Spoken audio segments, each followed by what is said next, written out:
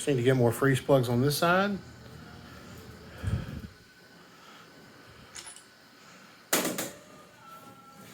Let's see if I can flip this over. There we go. You see the business end.